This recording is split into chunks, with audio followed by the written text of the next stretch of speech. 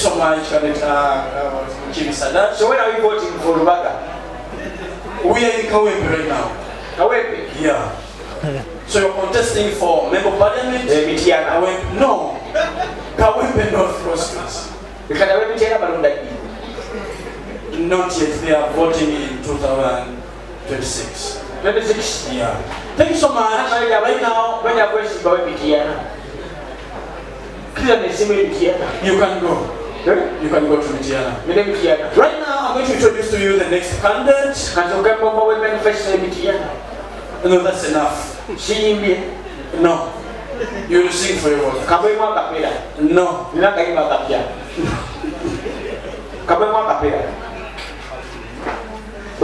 Khalifa. Chibala. Candidate. Oloye.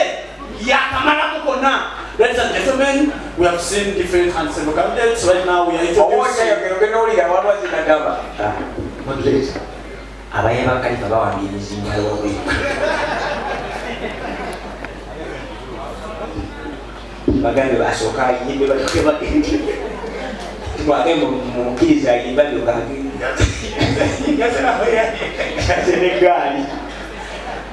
Era ku security ndo kulisa gambe takia kuyiga asoka yimbe security yawo netuyambeko baba kubiyeta kubira police lefu yani nabo bakube bajjo katubira bajaji kasoka yimbe katubira mukiza yimbe kamugambe ko ndo kiramusanyusa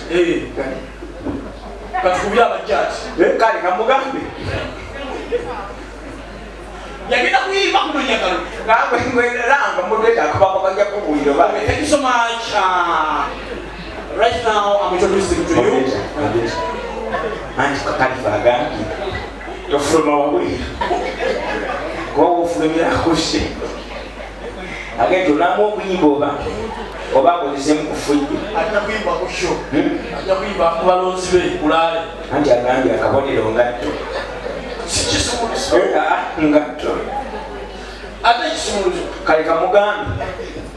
Right now I'm introducing to you another candidate from Wempeno. We are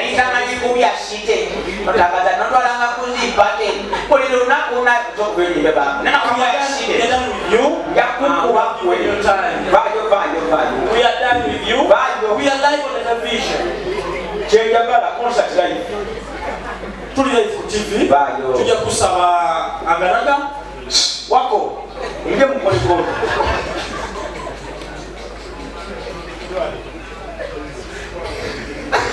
beba yayebe baba tamula negai to janyo atenga mona babiga to oja kwa mungato kama nipita kande chatako to komya mo Khalifa agenje the next candidate is Mr. Enseko Moses. Candidate Enseko Moses, you can come. Onogunda wambe muzija lugwa And Khalifa. Nalukoola assist you with the microphone, then you come. Netalina. Khalifa mwenje wano. Let Rusa help you. Khalifa pa microphone nawe. Nakamba ya kishime. Okay, come and use this microphone for Hajat Nambi. Come and use this. Mr. Enseko Moses, we are waiting for you.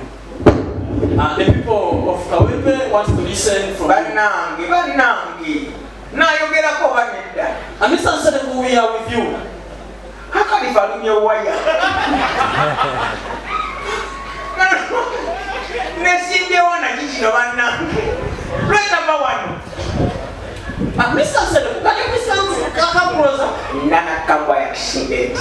Who is having the microphone? Khalifa Nganaga. Mara kuyimba. Kayimba. Yangonange. Tuli ku TV program ya mfushi. Yangonange. Nana kamba ya kishibeti. Oyitangayo. Mano jangano zina. Khalifa, send me no. Zoko nange. Send me to nyumye mu nyaji ya kuuza.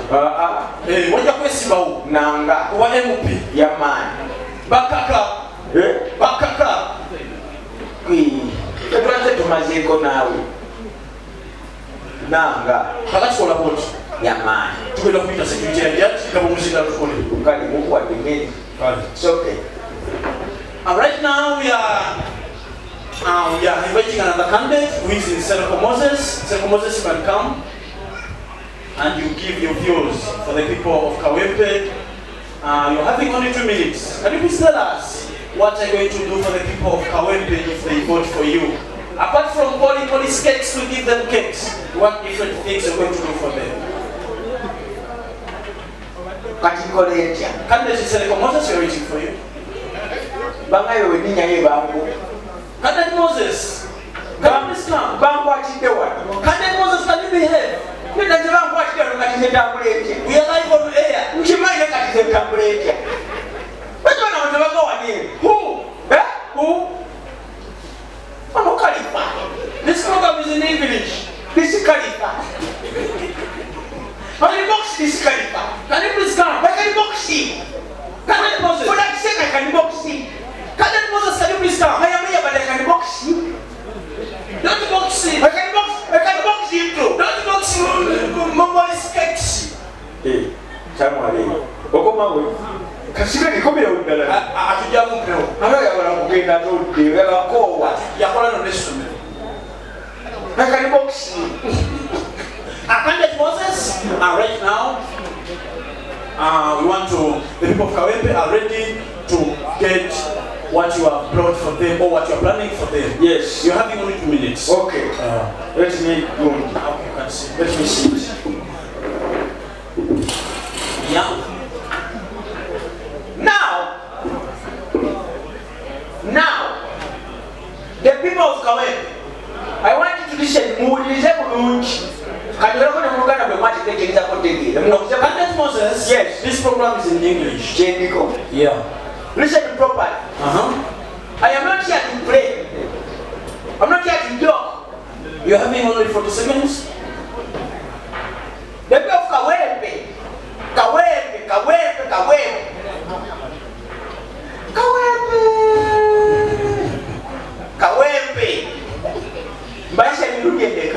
Now the last question to you. Yes. When you are in parliament, yes, and the speaker, yes, brings, yes, a law which you are not agreeing with, what will you do in parliament? I will box him. I box the speaker. In parliament, I can box the speaker. there is security. I box the security.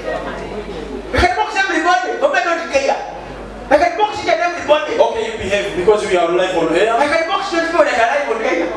The voters of Kawempe are seeing. I cannot afford to box the voters of Kawempe. Don't joke with me.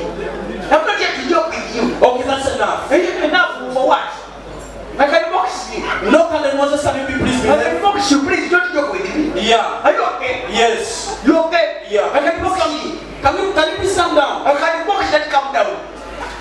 Can box each and everybody. We are live on TV. I can box the TV now. You don't People of Kawempe are seeing. I'm going to box them. We have security here. I box the security. Where are they? I can box each and everybody. Your fellow candidates are here. I can box each and everyone. Second from you. Don't joke with me. You come here. You come here. I can box you. Don't joke with me. Candidate Moses, I am for the people of Kawempe. that's enough for today. Producer to jail. I box the producer. I don't joke. Bafunye candidate oyo bamaze buli kimu. Ate singa bagezi. Ati yayishemu. Bali wadde n'akalulu. Ayayishemu. Ekigenda okukalubirira ki? Kakuuma. Oyakuba ebikonde. Ate ye mugezi yakoze waki? Mumwanagane yali ku ground. Wekyomumanya ku ground kiriko kwali. Ate yagambye ne banamumakali yanu. Ayagala Museveni we. Ekabebe ovuddeyo. Anya Bobi Wine we sorry. Ayagala nani? Bobi Wine we. Ngone yasoose. Kismatus. Ekabebe katuvuddeyo. Bana mwezi wa Ramadhani nga kuona bikyalya myaka yo kawulira. Akayo kasiramu. Weza for two. Bwe tumenya mwezi wa Ramadhani nga